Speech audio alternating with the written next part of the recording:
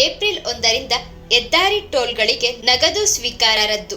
ದೇಶದ ಹೆದ್ದಾರಿಗಳಲ್ಲಿ ಟೋಲ್ ಸಂಗ್ರಹ ಪ್ರಕ್ರಿಯೆಯನ್ನು ಇನ್ನಷ್ಟು ಆಧುನೀಕರಿಸಲು ರಸ್ತೆ ಸಾರಿಗೆ ಹಾಗೂ ಹೆದ್ದಾರಿ ಸಚಿವಾಲಯ ಮಹತ್ವದ ಕ್ರಮಕ್ಕೆ ಮುಂದಾಗಿದೆ.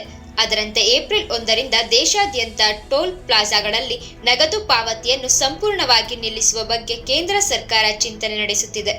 ಈ ಪ್ರಸ್ತಾವ ಜಾರಿಯಾದಲ್ಲಿ ಟೋಲ್ ಶುಲ್ಕವನ್ನು ಕೇವಲ ಯುಪಿಐ, ಇತರೆ ಆನ್ಲೈನ್ ಪಾವತಿ ವಿಧಾನಗಳು ಅಥವಾ ಫಾಸ್ಟ್ಯಾಗ್ ಮೂಲಕವೇ ಪಾವತಿಸಬೇಕಾಗುತ್ತದೆ.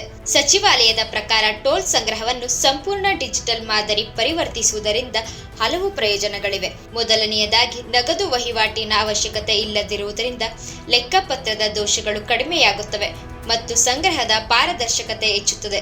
ಎರಡನೆಯದಾಗಿ, ಡಿಜಿಟಲ್ ಪಾವತಿಯಿಂದ ವಹಿವಾಟು ತ್ವರಿತಗೊಳ್ಳುವುದರಿಂದ ಟೋಲ್ ಪ್ಲಾಜಾಗಳಲ್ಲಿ ವಾಹನಗಳ ದಟ್ಟಣೆ ಗಣನೀಯವಾಗಿ ಇಳಿಕೆಯಾಗಲಿದೆ. ಇದರಿಂದ ಪ್ರಯಾಣಿಕರ ಸಮಯ ಉಳಿತಾಯವಾಗುವುದರ ಜೊತೆಗೆ ಇಂಧನ ವ್ಯರ್ಥವೂ ಕಡಿಮೆಯಾಗಲಿದೆ. ಈಗಾಗಲೇ ದೇಶದ ಟೋಲ್ ಪ್ಲಾಜಾಗಳಲ್ಲಿ 98% ವಹಿವಾಟು ಫಾಸ್ಟ್ಯಾಗ್ ಮೂಲಕವೇ ನಡೆಯುತ್ತಿರುವುದಾಗಿ ಸಚಿವಾಲಯ ತಿಳಿಸಿದೆ. ಈ ಹಿನ್ನೆಲೆ ಉಳಿದ ನಗದು ವಹಿವಾಟನ್ನು ಸಂಪೂರ್ಣವಾಗಿ ನಿಲ್ಲಿಸುವುದು ಅನುಷ್ಠಾನಾತ್ಮಕವಾಗಿ ಸಾಧ್ಯವೆಂದು ಅಧಿಕಾರಿಗಳು ಅಭಿಪ್ರಾಯಪಟ್ಟಿದ್ದಾರೆ. ಫಾಸ್ಟ್ಯಾಗ್ ವ್ಯವಸ್ಥೆ ಸ್ವಯಂಚಾಲಿತವಾಗಿ ಟೋಲ್ ಶುಲ್ಕವನ್ನು ಕಡಿತಗೊಳಿಸುವುದರಿಂದ ವಾಹನಗಳು ನಿಲ್ಲದೆ ಸಾಗಲು ಅನುಕೂಲವಾಗುತ್ತದೆ.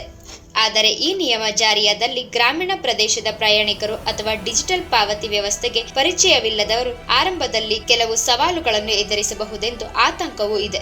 ಇದಕ್ಕಾಗಿ ಸಾರ್ವಜನಿಕರಲ್ಲಿ ಜಾಗೃತಿ ಮೂಡಿಸುವುದು ಮತ್ತು ತಾಂತ್ರಿಕ ಸಹಾಯ ಒದಗಿಸುವುದು ಅಗತ್ಯವಾಗಲಿದೆ.